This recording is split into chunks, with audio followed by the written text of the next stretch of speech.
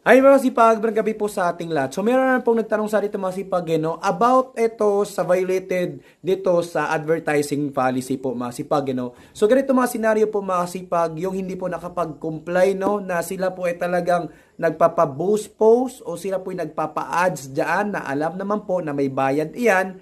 Pag once na hindi ka po makapagbayad dyan, so mabibigyan ka po dyan ng violation po mga kasipag, Pag once na hindi ka nag-comply, mga kasipag, possible maapektuhan po ang inyong Facebook page o Facebook profile account.